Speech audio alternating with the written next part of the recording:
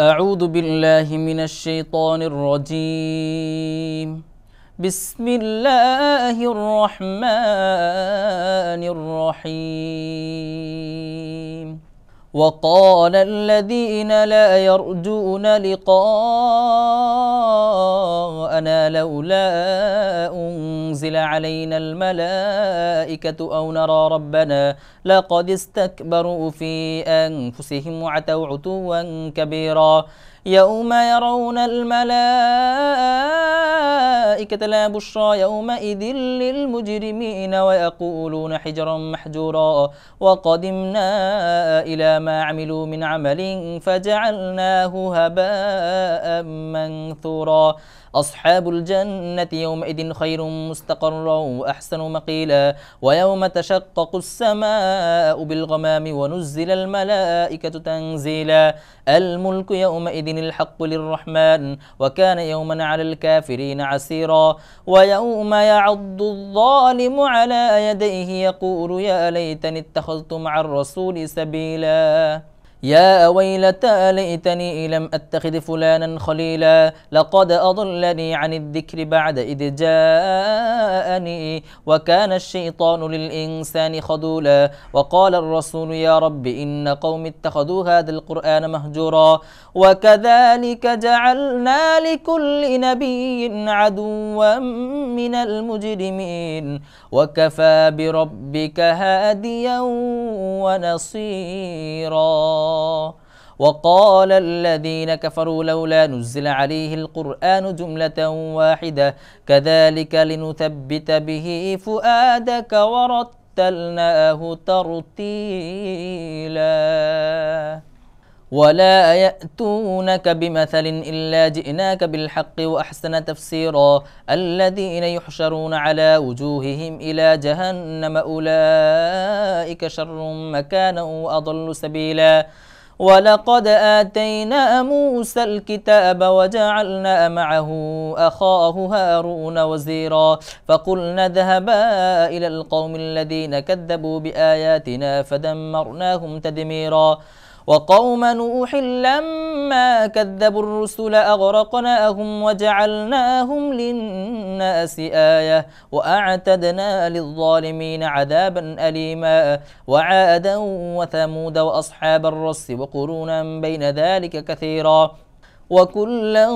ضربنا له الأمثال وكلا تبرنا تتبيرا ولقد أتوا على القرية التي أمطرت مطر السوء أفلم يكونوا يرونها بل كانوا لا يرجون نشورا وإذا رأوك إن يتخذونك إلا هزوا أهذا الذي بعث الله رسولا إن كاد ليضلنا عن آلهتنا لولا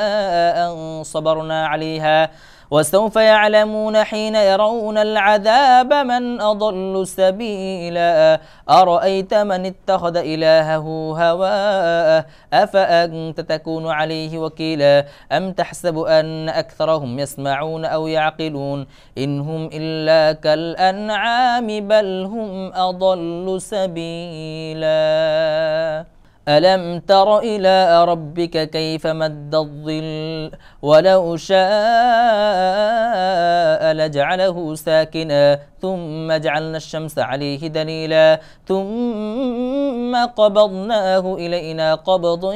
يسيرا وهو الذي جعل لكم الليل لباسا والنوم سباتا وجعل النهار نشورا وهو الذي أرسل الرياح بشرا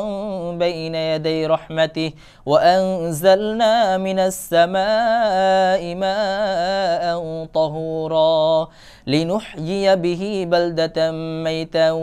ونسقيه مما خلقنا أنعاما وأناسيا كثيرا ولقد صرفناه بينهم ليذكروا فأبى أكثر الناس إلا كفورا ولو شئنا لبعثنا في كل قرية نذيرا فلا تطع الكافرين وجاهدهم به جهادا كبيرا وهو الذي مرج البحرين هذا عذب فرات وهذا ملح أجاج وجعل بينهما برزخا وحجرا محجورا وهو الذي خلق من الماء السماء بشرا فجعله نسبا وصهرا وكان ربك قديرا ويعبدون من دون الله ما لا ينفعهم ولا يضرهم وكان الكافر على ربه ظهيرا وما أرسلناك إلا مبشرا ونذيرا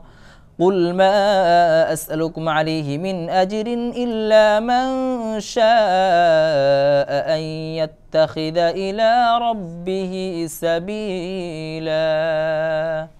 وتوكل على الحي الذي لا يموت وسبح بحمده وكفى به بذنوب عباده خبيرا الذي خلق السماوات والأرض وما بينهما في 6 أيام ثم استوى على العرش الرحمن فاسأل به خبيرا وإذا قيل لهم اسجدوا للرحمن قالوا وما الرحمن أنسجد لما تأمرنا وزادهم نفورا تبارك الذي جعل في السماء بروجا وجعل فيها سراجا وقمرا منيرا وهو الذي جعل الليل والنهار خلفة لمن أراد أن يذكر أو أراد شكورا وعباد الرحمن الذين يمشون على الأرض هونا وإذا خاطبهم الجاهلون قالوا سلاما والذين يبيتون لربهم سجدا وقياما والذين يقولون ربنا اصرف عنا عذاب جهنم إن عذابها كان غراما إنها ساءت مستقرا ومقاما والذين إذا أنفقوا لم يسرفوا ولم يقتروا وكان بين ذلك قواما والذين لا يدعون مع الله إلها آخر ولا يقتلون النفس التي حرم الله إلا بالحق ولا يزنون ومن يفعل ذلك يلقى أثاما يضاعف له العذاب يوم القيامة ويخلد فيه مهانا إلا من تاب وآمن وعمل عملا صالحا فأولئك يبدل الله سيئاتهم حسنات وكان الله غفورا رحيما ومن تاب وعمل صالحا فإنه يتوب إلى الله متابا والذين لا يشهدون الزور وإذا مروا باللغو مروا كراما والذين إذا ذكروا بآيات ربهم لم يخروا عليها صما وعميانا والذين يقولون ربنا هب لنا من أزواجنا وذرياتنا قرة أعين وجعلنا للمتقين إماما أولئك يجزون الغرفة بما صبروا ويلقون فيها تحية وسلاما خالدين فيها حسنت مستقرا ومقاما قل ما يعبأ بكم ربي لولا دعاؤكم فقد كذبتم فسوف يكون لزاما بسم الله الرحمن الرحيم طاسيم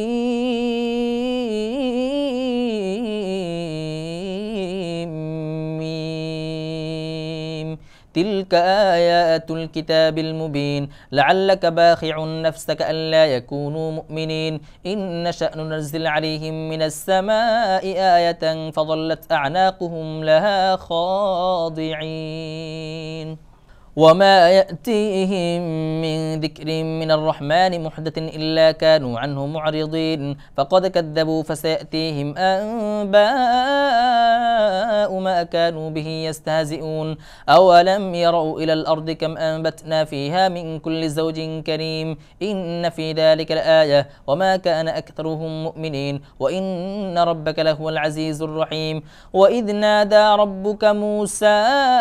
أن ائت القوم الظالمين قوم فرعون ألا يتقون قال رب إني أخاف أن يكذبون ويضيق صدري ولا ينطلق لساني فأرسل إلى هارون ولهم علي ذنب فأخاف أن يقتلون قال كلا فاذهبا بآياتنا إنا معكم مستمعون فأتيا فرعون فقولا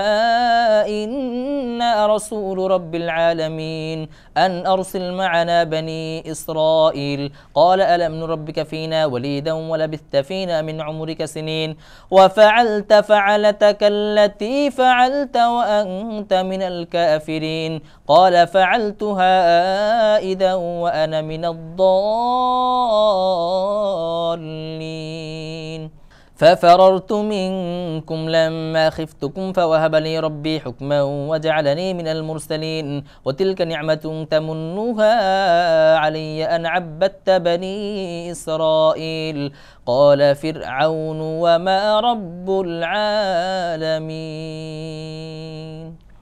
قال رب السماوات والأرض وما بينهما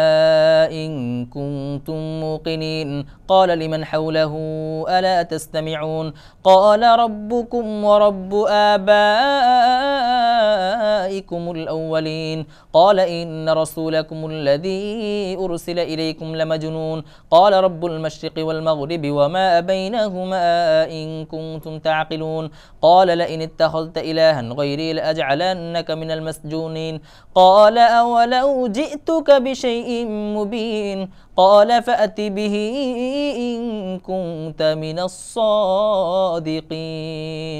فألقى عصاه فإذا هي ثعبان مبين ونزع يده فإذا هي بيضاء للناظرين قال للملأ حوله إن هذا لساحر عليم يريد أن يخرجكم من أرضكم بسحره فماذا تأمرون قالوا أرجه وأخاه وبعث في المدائن حاشرين يأتوك بكل سحار عليم فجمع السحرة لميقات يوم معلوم وقيل للناس هل أنتم مجتمعون لعلنا نتبع السحرة إن كانوا هم الغالبين فلما جاء السحرة قالوا لفرعون أئن لنا لأجرا إن كنا نحن الغالبين قال نعم وإنكم إذا لمن المقربين قال لهم موسى ألقوا ما أنتم ملقون فألقوا حبالهم وعصيهم وقالوا بعزة فرعون إنا لنحن الغالبون فألقى موسى عصاه فإذا هي تلقف ما يأفكون فألقي السحرة ساجدين قالوا آمنا برب العالمين رب موسى وهارون قال آمنتم له قبل أن آذن لكم إنه لكبيركم الذي علمكم السحر فلسوف تعلمون لأقطعن أيديكم وأرجلكم من خلاف ولأصلبنكم أجمعين قالوا لا ضير إنا إلى ربنا منقلبون إنا نطمع أن يغفر لنا ربنا خطايانا أن كنا أول المؤمنين وأوحينا إلى موسى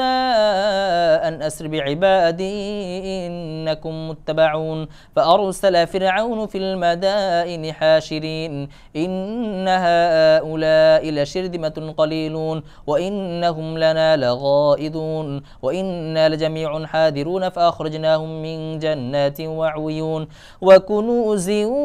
ومقام كريم كذلك وأورثناها بني إسرائيل فأتبعوهم مشرقين فلما تراءى الجمعان قال أصحاب موسى إنا لمدركون قال كلا إن معي ربي سيهدين فأوحينا إلى موسى أن اضرب بعصاك البحر فانفلق فكان كل فرق كالطود العظيم وأزلفنا ثم الآخرين وأنجينا موسى ومن معه أجمعين ثم أغرقنا الآخرين إن في ذلك لآية وما كان أكثرهم مؤمنين وإن ربك لهو العزيز الرحيم واتل عليهم نبأ إبراهيم إذ قال لأبيه وقومه ما تعبدون قالوا نعبد أصناما فنظل لها عاكفين قال هل يسمعونكم إذ تدعون أو ينفعونكم أو يضرون قالوا بل وجدنا آباءنا كذلك يفعلون قال أفرأيتم ما كنتم تعبدون أنتم وآباؤكم الأقدمون فإنكم عدو لي إلا رب العالمين الذي خلقني فهو يهدين والذي هو يطعمني ويسقين وإذا مرضت فهو يشفين والذي يميتني ثم يحيين والذي أطمع أن يغفر لي خطيئتي يوم الدين رب هب لي حكما وألحقني بالصالحين واجعل لي لسان صدق في الآخرين واجعلني من ورثة جنة النعيم واغفر لأبي إنه كان من الضالين ولا تخزني يوم يبعثون يوم لا ينفع مال ولا بنون إلا من أتى الله بقلب سليم وأزلفت الجنة للمتقين وبرزت الجحيم للغاوين وقيل لهم أينما كنتم تعبدون من دون الله هل ينصرونكم أو ينتصرون فكبكبوا فيها هم والغاوون وجنود إبليس أجمعون قالوا وهم فيها يختصمون تالله إن كنا لفي ضلال مبين إذ نسويكم برب العالمين وما أضلنا إلا المجرمون فما لنا من شافعين ولا صديق حميم فلو أن لنا كرة فنكون من المؤمنين إن في ذلك لآية وما كان أكثرهم مؤمنين وإن ربك لهو العزيز الرحيم كذبت قوم نوح المرسلين إذ قال لهم أخوهم نوح ألا تتقون إني لكم رسول أمين فاتقوا الله وأطيعون وما أسألكم عليه من أجر إن أجري إلا على رب العالمين فاتقوا الله وأطيعون قالوا أنؤمن لك واتبعك الأرذلون قال وما علمي بما كانوا يعملون إن حسابهم إلا على ربي لو تشعرون وما أنا بطارد المؤمنين إن أنا إلا نذير مبين قالوا لئن لم تنته يا نوح لتكونن من المرجومين قال رب إن قومي كذبون فافتح بيني وبينهم فتحا ونجني ومن معي من المؤمنين فأنجيناه ومن معه في الفلك المشحون ثم أغرقنا بعد الباقين إن في ذلك لآية وما كان أكثرهم مؤمنين وإن ربك لهو العزيز الرحيم كذبت عاد المرسلين إذ قال لهم أخوهم هود ألا تتقون إني لكم رسول أمين فاتقوا الله وأطيعون وما أسألكم عليه من أجر إن أجري إلا على رب العالمين أتبنون بكل ريع آية تعبثون وتتخذون مصانع لعلكم تخلدون وإذا بطشتم جبارين فاتقوا الله وأطيعون واتقوا الذي أمدكم بما تعلمون أمدكم بأنعام وبنين وجنات وعيون إني أخاف عليكم عذاب يوم عظيم قالوا سواء علينا أوعظت أم لم تكن من الواعظين إن هذا إلا خلق الأولين وما نحن بمعذبين فكذبوه فأهلكناهم إن في ذلك لآية وما كان أكثرهم مؤمنين وإن ربك لهو العزيز الرحيم كذبت ثمود المرسلين إذ قال لهم أخوهم صالح ألا تتقون إني لكم رسول أمين فاتقوا الله وأطيعون وما أسألكم عليه من أجر إن أجري إلا على رب العالمين أتتركون فيما هاهنا آمنين في جنات وعيون وزروع ونخل طلعها هضيم وتنحتون من الجبال بيوتا فارهين فاتقوا الله وأطيعون ولا تطيعوا أمر المسرفين الذين يفسدون في الأرض ولا يصلحون قالوا إنما أنت من المسحرين وما أنت إلا بشر مثلنا فأت بآية إن كنت من الصادقين قال هذه ناقة لها شرب ولكم شرب يوم معلوم ولا تمسوها بسوء فيأخذكم عذاب يوم عظيم فعقروها فأصبحوا نادمين فأخذهم العذاب إن في ذلك لآية وما كان أكثرهم مؤمنين وإن ربك لهو العزيز الرحيم كذبت قوم لوط المرسلين إذ قال لهم أخوهم لوط ألا تتقون إني لكم رسول أمين فاتقوا الله وأطيعون وما أسألكم عليه من أجر إن أجري إلا على رب العالمين أتأتون الذكران من العالمين وتذرون ما خلق لكم ربكم من أزواجكم بل أنتم قوم عادون قالوا لئن لم تنته يا لوط لتكونن من المخرجين قال إني لعملكم من القالين رب نجني وأهلي مما يعملون فنجيناه أهله أجمعين إلا عجوزا في الغابرين ثم دمرنا الآخرين وأمطرنا عليهم مطرا فساء مطر المنذرين إن في ذلك لآية وما كان أكثرهم مؤمنين وإن ربك لهو العزيز الرحيم كذب أصحاب الأيكة المرسلين إذ قال لهم شعيب ألا تتقون إني لكم رسول أمين فاتقوا الله وأطيعون وما أسألكم عليه من أجر إن أجري إلا على رب العالمين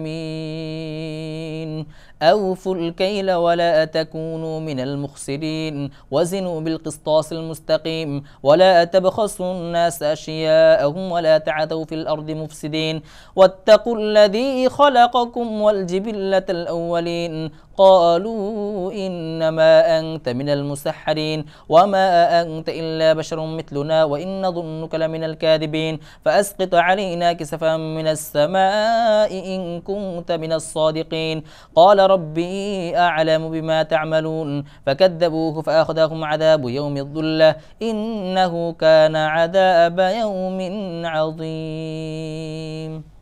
إن في ذلك لآية وما كان أكثرهم مؤمنين وإن ربك لهو العزيز الرحيم وإنه لتنزيل رب العالمين نزل به الروح الأمين على قلبك لتكون من المنذرين بلسان عربي مبين وإنه لفي زبر الأولين أولم يكن لهم آية أن يعلمه علماء بني إسرائيل ولو نزلناه على بعض الأعجمين فقرأه عليهم ما كانوا به مؤمنين كذلك سلكناه في قلوب المجرمين لا يؤمنون به حتى يروا العذاب الأليم فيأتيهم بغتة وهم لا يشعرون فيقولوا هل نحن منظرون أفبعذابنا يستعجلون أفرأيت إن متعناهم سنين ثم جاءهم ما كانوا يوعدون ما أغنى عنهم ما كانوا يمتعون وما أهلكنا من قرية إلا لها منذرون ذكرا وما كنا ظالمين وما تنزلت به الشياطين وما ينبغي لهم وما يستطيعون إنهم عن السمع لمعزولون فلا تدعوا مع الله إلها آخر فتكون من المعذبين وأنذر عشيرتك عشيرتك الأقربين واخفض جناحك لمن اتبعك من المؤمنين فإن عصوك فقل إني بريء مما تعملون وتوكل على العزيز الرحيم الذي يراك حين تقوم وتقلبك في الساجدين إنه هو السميع العليم هل أنبئكم على من تنزل الشياطين تنزل على كل أفاك أثيم يلقون السمع وأكثرهم كاذبون والشعراء يتبعهم الغاوون ألم تر أنهم في كل واد يهيمون وأنهم يقولون ما لا يفعلون إلا الذين آمنوا وعملوا الصالحات وذكروا الله كثيرا وانتصروا من بعد ما ظلموا وسيعلم الذين ظلموا أي منقلب ينقلبون بسم الله الرحمن الرحيم طاسين تلك آيات القرآن وكتاب مبين هدى وبشرى للمؤمنين الذين يقيمون الصلاة ويؤتون الزكاة وهم بالآخرة هم يوقنون إن الذين لا يؤمنون بالآخرة زينا لهم أعمالهم فهم يعمهون أولئك الذين لهم سوء العذاب وهم في الآخرة هم الأخسرون وإنك لتلقى القرآن من لدن حكيم عليم إذ قال موسى لأهله إني آنست نارا سآتيكم منها بخبر أو آتيكم بشهاب قبس لعلكم تصطلون فلما جاءها نودي أن بورك من في النار ومن حولها وسبحان الله رب العالمين يا موسى إنه أنا الله العزيز الحكيم وألق عصاك فلما رآها تهتز كأنها جان ولا مدبر ولم يعقب يا موسى لا تخف إني لا يخاف لدي المرسلون إلا من ظلم ثم بدل حسنا بعد سوء فإني غفور رحيم وأدخل يدك في جيبك تخرج بيضاء من غير سوء في 9 آيات إلى فرعون وقومه إنهم كانوا قوما فاسقين فلما جاءتهم آياتنا مبصرة قالوا هذا سحر مبين وجحدوا بها واستيقنتها أنفسهم ظلما وعلوا فانظر كيف كان عاقبة المفسدين ولقد آتينا داود وسليمان علما وقال الحمد لله الذي فضلنا على كثير من عباده المؤمنين وورث سليمان داود وقال يا أيها الناس علمنا منطق الطير وأوتينا من كل شيء إن هذا لهو الفضل المبين وحشر لسليمان جنوده من الجن والإنس والطير فهم يوزعون حتى إذا أتوا على واد النمل قالت نملة يا أيها النمل ادخلوا مساكنكم لا يحطمنكم سليمان وجنوده وهم لا يشعرون فتبسم ضاحكا من قولها وقال رب أوزعني أن أشكر نعمتك التي أنعمت علي وعلى والدي وأن أعمل صالحا ترضاه وأدخلني برحمتك في عبادك الصالحين وتفقد الطير فقال ما لي لا أرى الهدهد أم كان من الغائبين لأعذبنه عذابا شديدا أو لأذبحنه أو ليأتيني بسلطان مبين فمكث غير بعيد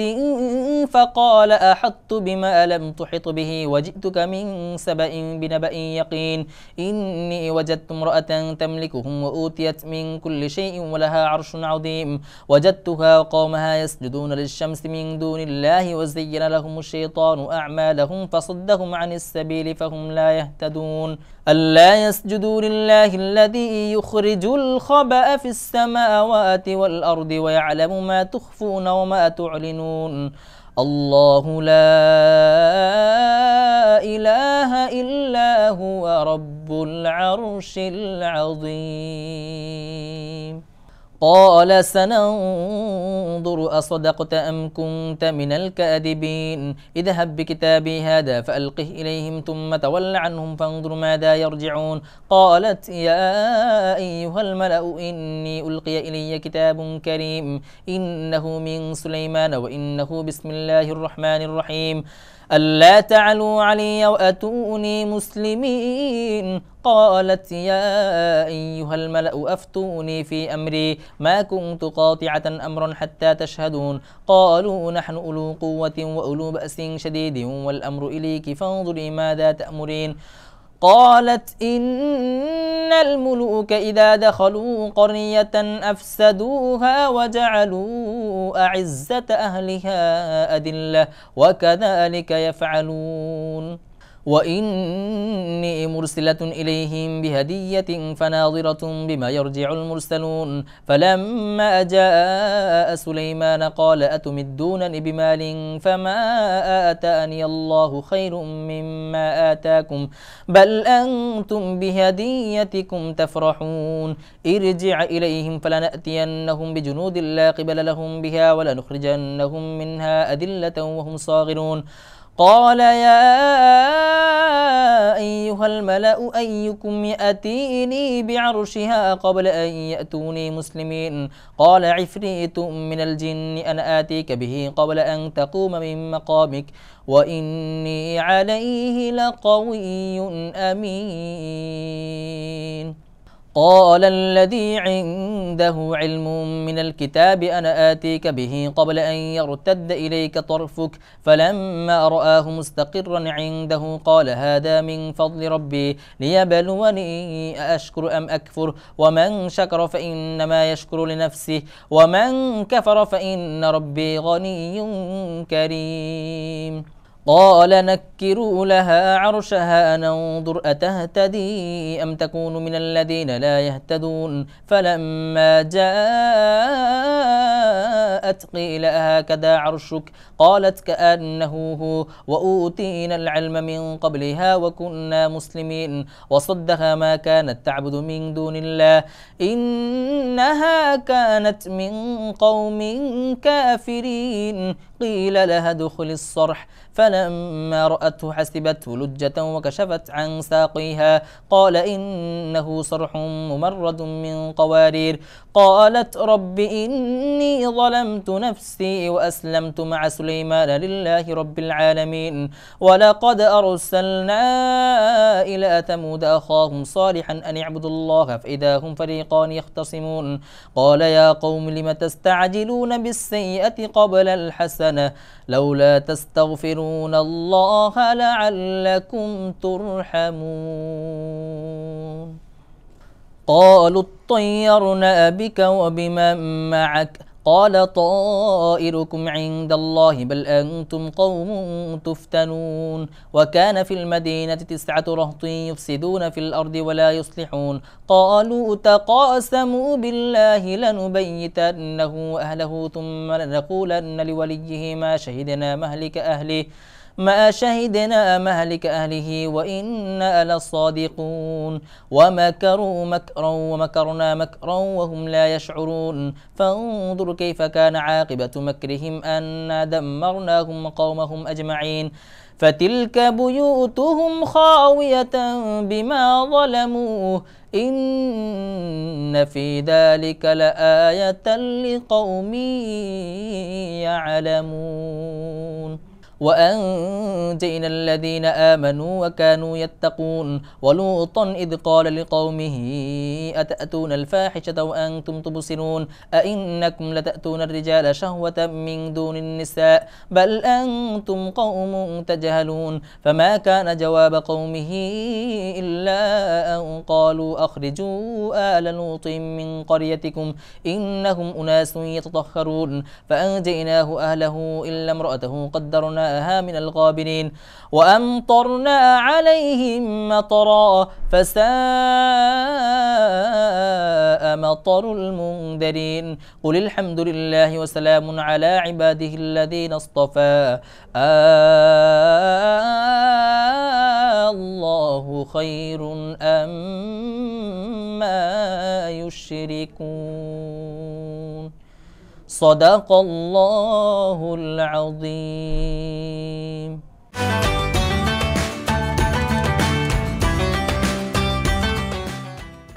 আসসালামু আলাইকুম ওয়া রাহমাতুল্লাহি ওয়া বারাকাতুহু আলহামদুলিল্লাহি ওয়াহদা ওয়াসসালাতু ওয়াসসালামু আলা আবদিহিল মুস্তাবা আল মুস্তাফা ওয়া আলা আলিহি ওয়া সাহবিহি রাশাদা। প্রিয় দর্শক, যে যেখান থেকে আমাদের অনুষ্ঠান দেখছেন আশা রাখি ভালো আছেন। আমরা দোয়া করি আল্লাহ তাআলা আপনাদের সবাইকে সব জায়গায় সবচেয়ে ভালো রাখুন। দর্শক, রমাদানের ঠিক এই মুহূর্তে আজ আমরা কথা বলবো রমজান ও তাকওয়া এই বিষয় নিয়ে। আলোচনা রয়েছেন বিশিষ্ট ইসলামী চিন্তাবিদ, শিক্ষাবিদ, মিডিয়া ব্যক্তিত্ব হাফেজ কারি মাওলানা সরওয়ার হোসাইন। আসসালামু আলাইকুম ওয়া রাহমাতুল্লাহি ওয়া বারাকাতুহু। ওয়া আলাইকুম আসসালাম ওয়া রাহমাতুল্লাহি ওয়া বারাকাতুহু। মোহতারাম, কেমন আছেন সব মিলে? আলহামদুলিল্লাহ, আপনি ভালো আছেন? আলহামদুলিল্লাহ, আমি ভালো আছি। আজ আমরা রমজান ও তাকওয়া নিয়ে কথা বলবো। ইন্নাল হামদালিল্লাহ ওয়াসসালাতু ওয়াসসালামু আলা মান লা নাবিয়্যা বা'দা। ফাউযু বিল্লাহি মিনাশ শাইতানির রাজীম। বিসমিল্লাহির রহমানির রহিম। ইয়া আইয়ুহাল্লাযীনা আমানু কুতিবা আলাইকুমুস সিয়াম কামা কুতিবা আলাল লাযীনা মিন ক্বাবলিকুম লাআল্লাকুম তাত্তাকুন। আজকে আমরা যে বিষয়টি নিয়ে কথা বলবো তা হচ্ছে রমাদান এবং তাকওয়া। আপনি আমাকে প্রশ্ন করেছেন রমজান এবং তাকওয়া এই দুটি বিষয়ের সমন্বয় বা এই দুটি বিষয় আমরা কিভাবে দেখছি এই মাহে রমজানে। একদিকে হচ্ছে রমজান, আর একদিকে হচ্ছে রমজান মাসের বিশেষ আমল সিয়াম। এই রমজান মাসে আল্লাহ সুবহানাহু ওয়া তাআলা কুরআনুল কারীম নাজিল করেছেন এবং সেই কুরআনুল কারীম নাজিল হওয়ার প্রেক্ষিতেই আল্লাহ সুবহানাহু ওয়া তাআলা বলছেন, তোমরা যদি এই মাস পাও ফামান শাহিদা মিনকুমুশ শাহরা ফালিয়াসুম, যদি তোমরা এই মাস পাও তাহলে তোমরা সিয়াম পালন করবে। এই সিয়াম পালন আমাদের জন্য কি ফরজ, নফল, না ওয়াজিব, এই বিষয়গুলি যদি আমরা আল্লাহ সুবহানাহু ওয়া তাআলার কাছে জানতে চাই, সেখানে আল্লাহ তাআলা স্পষ্টভাবে ঘোষণা হচ্ছে সূরা বাকারার 183 নম্বর আয়াতে আল্লাহ তাআলা বলছেন,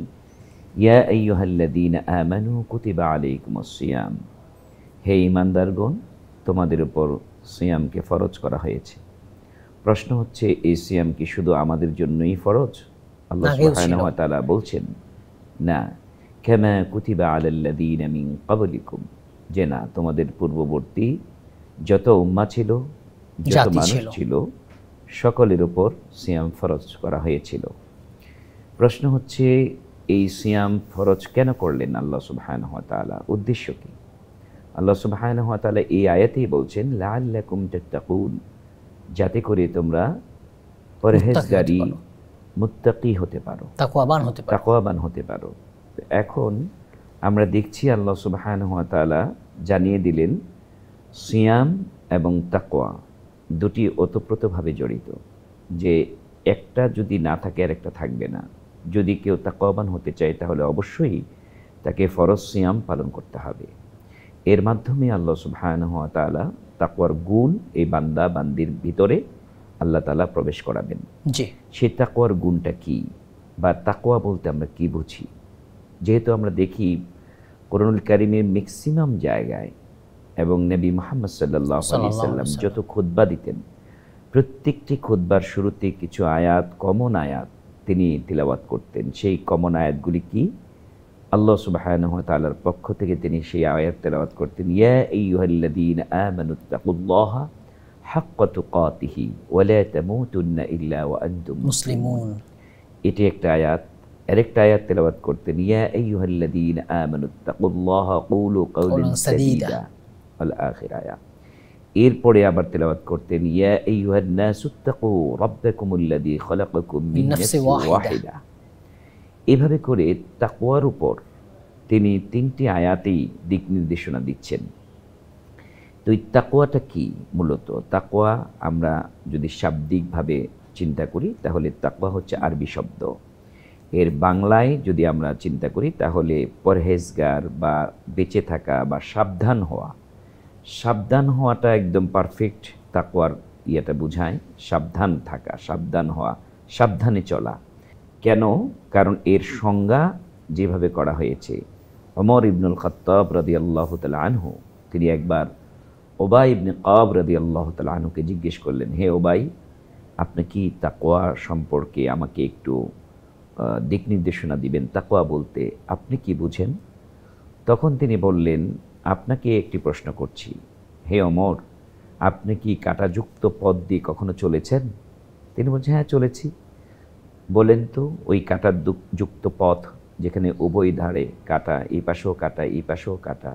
মাঝখানে সরু পথ, এই পথ দিয়ে আপনি কিভাবে চলেছেন? তখন তিনি বললেন, আমি সাবধানতা অবলম্বন করেছি। কেন? যাতে কোনো কাঁটার আঘাত আমার শরীরে, আমার কাপড়ে লেগে আমার গতি রোধ না করে। তাহলে লক্ষ্যে পানে পৌঁছানোর জন্য আমাকে যে সরল সঠিক মুস্তাকিমের পথে চলতে হবে, সেখানে আমাকে তাকওয়ার লাগবে। তাকওয়া মানে সাবধানে চলা। কি সাবধান? আমি এই সাবধানতা অবলম্বন করব আমার প্রত্যেকটা পদক্ষেপ। কি দেখছেন? আল্লাহ সুবহানাহু ওয়া তাআলা। এই যে আল্লাহ সুবহানাহু ওয়া তাআলা গায়েব, যাকে আমরা দেখছি না, তিনি আমাকে অবশ্যই দেখছেন। এই আকীদা, এই বিশ্বাস কার মধ্যে আছে? যার মধ্যে আছে তিনি হচ্ছেন মুত্তাকি। এই ব্যাপারে আল্লাহ সুবহানাহু ওয়া তাআলা সূরা বাকারার বলছেন, হুদাল লিল মুত্তাকিন, যে এই কোরআনুল কারীম মুত্তাকিন যারা, তাদেরকে হেদায়েত দিবে, পথ দেখাবে।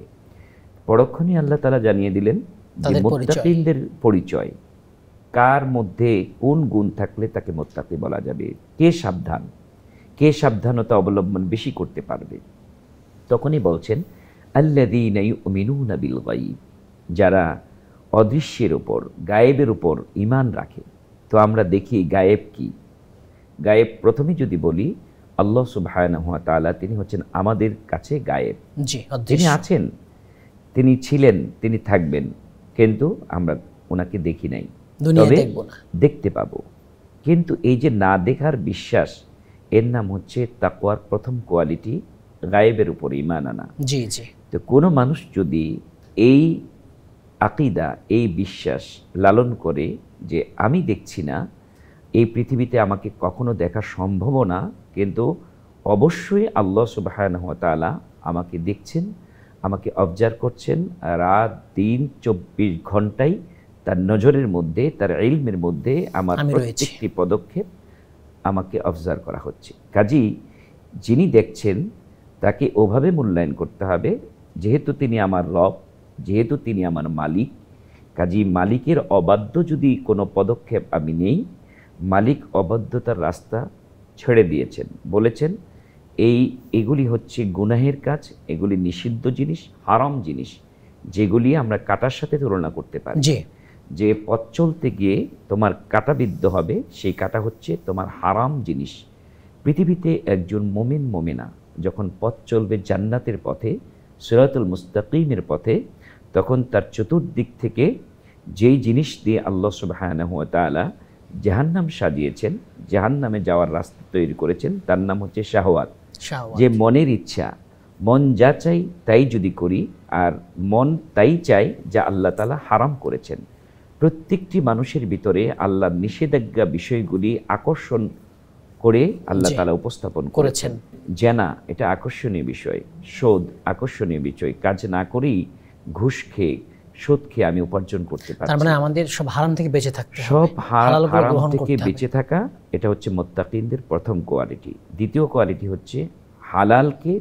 সে অনুসরণ করা, মেনে নেওয়া, হারাম থেকে নিজেকে বিরত রাখা এবং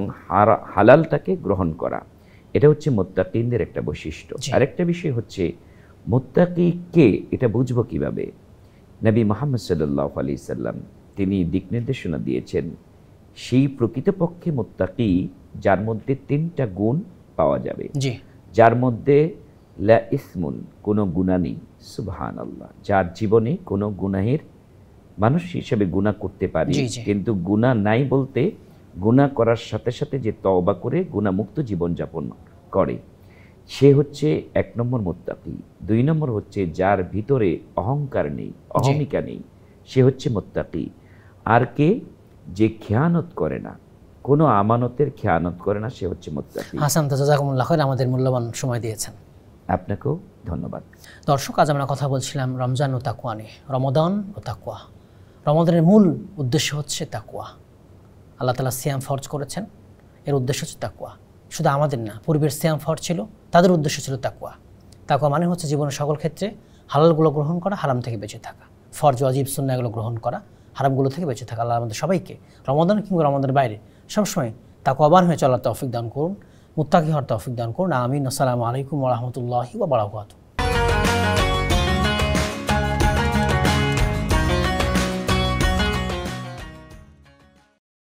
ঢাকা ও এর পার্শ্ববর্তী এলাকার সময় অনুযায়ী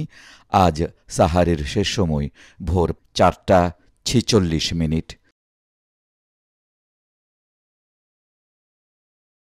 রাসূল সাল্লাল্লাহু আলাইহি ওয়াসাল্লাম বলেছেন, তোমরা চাঁদ দেখে রোজা রাখো এবং চাঁদ দেখে রোজা ভঙ্গ করো। সহিহ মুসলিম 1:347।